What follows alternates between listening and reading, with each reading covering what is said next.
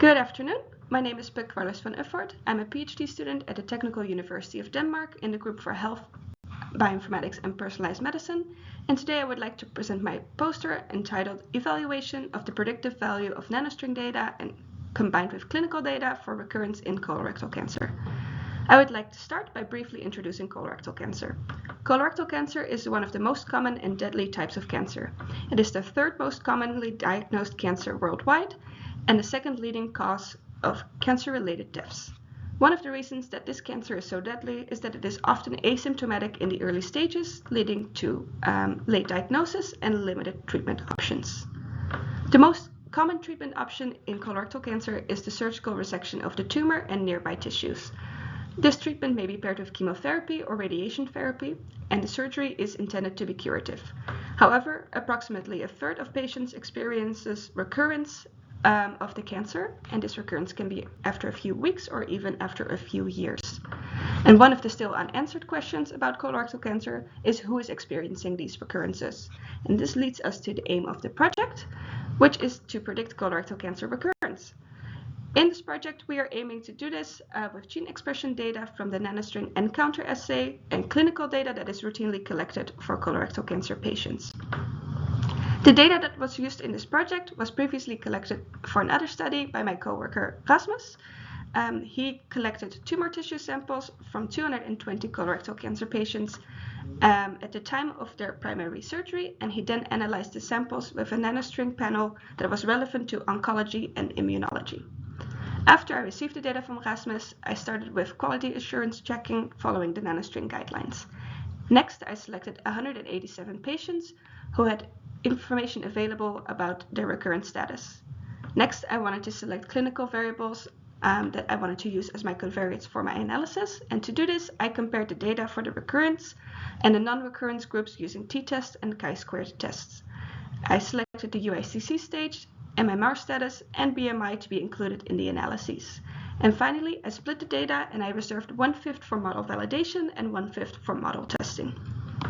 The first step of the analysis was to compare the gene expression profiles between the patients with and without recurrence. And this was done with a differential gene expression analysis using the DSEQ2 package in R. This package compares the expression of each gene between the two groups and calculates a log2 fold change and a P and Q value. A positive log2 fold change indicates that the gene is more highly expressed in patients who experienced recurrence compared to those who didn't. And using a significance cutoff of 0.05, we can identify 25 differentially expressed genes, or DEGs. These genes will be used as covariates in the next analyses.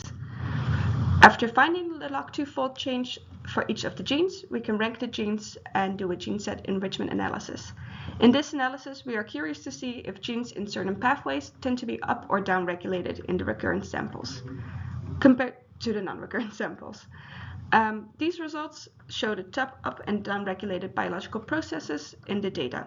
We can see that pathways related to the immune function are down regulated in patients with recurrence, and on the other hand, we can see that pathways to do with cell growth and signaling tend to be upregulated.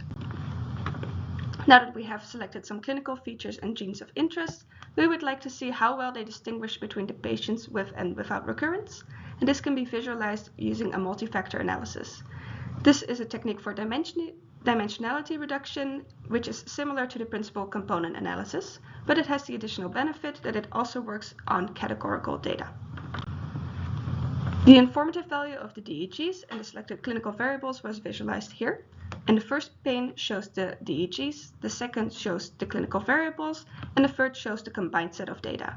We can see that none of these data sets perfectly separates two patient groups, but the clinical variables seem to capture a good proportion of the variance.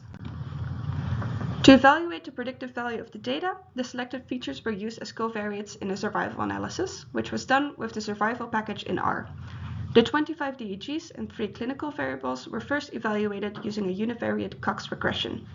And using the results from this analysis, the significant features were selected for a multivariate Cox regression analysis. The results for the multivariate analysis are shown here in this forest plot. The UICC stage and MMR status were significant in the univariate analysis, and they are thus used as covariates. And we can see that the UICC stage was shown to be significant in predicting recurrence with a hazard ratio of 3.75. The MMR status was not found to be significant for recurrence rate. For the final analysis of this project, a random forest model was trained for predicting the recurrence status. These models were created using the random forest R package, and 2 versions were evaluated. The first took all the genes in the NanoString panel and all available clinical data, and the second used selected 25 DEGs and clinical variables. And we will show the results for the second model, as this had a better performance. The random forest was able to predict recurrence with an accuracy of 0.79 and an area under the curve of 0.83. This is a fairly good performance given the amount of data that was available, but the sensitivity of 0.27 shows that there is significant room for improvement. When we look at the confusion matrix and the error rates for this model, we can also again see that sensitivity needs to be improved and that the recurrence model is under-predicting the patients who are experiencing recurrence. And finally, we can have a look at the important features for this model. And in line with the previous results, we can see that UICC stage was once again the most important factor. But what is maybe more surprising is that the MMR status is the least important factor, as it was significant in the univariate Cox regression. This project is not finished yet, and we are currently working on making more data available and also on then subsequently evaluating it with more complex models. Finally, I would like to acknowledge my collaborators on this project, and I would like to thank Ole, Lars, Ismail, and Martin for their supervision, and Erasmus for procuring the data. This concludes my presentation. Thank you for your attention, and I'm looking forward to seeing you at the conference.